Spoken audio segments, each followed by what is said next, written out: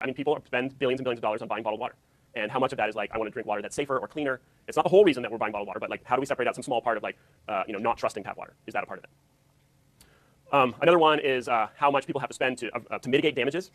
So in soil erosion, this is huge in agriculture. Millions of tons of topsoil wash off fields all the time. And washing your topsoil away decreases your productivity of the next year of your crop and leads to effects for people in the river or down the river. It can silt up a river, change river channels. So we could think about the farmers are paying costs to replace the topsoil with fertilizer. They'd say, oh, my topsoil is washing away. I need to replace the productivity with chemical fertilizer. And you can add that up, the cost per hectare of people to replace the soil fertility that they've lost. We could change the way people farm. We could do low tillage or zero tillage.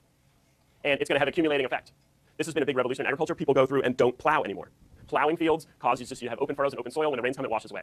If you can get people to not plow and just drill their seeds in, they don't lose the topsoil, which has a whole bunch of effects downstream for our rivers. But for those farmers, over time, they'll have a very small effect, but the fertility of their own soil will increase. And so what's also important about these, in the soil erosion case, it's accumulating over time. A very small effect that might not be visible in one single time period, but would accumulate over time.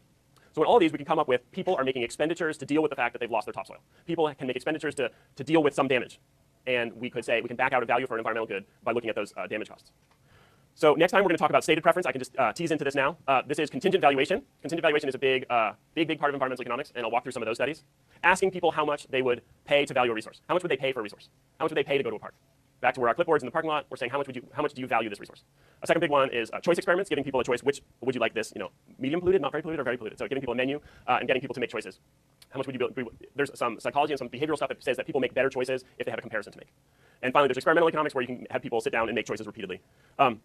I can go mostly into this next time, but this is willingness to pay, trying to get a demand curve again, but a demand curve for environmental qualities from just asking people questions about payments for attributes. And as we talked about before with our compensating variation, equivalent variation, how we ask these questions, are you willing to accept a payment for a degradation of a resource, or would you be willing to pay for the improvement of a resource? And how we phrase those questions are going to matter.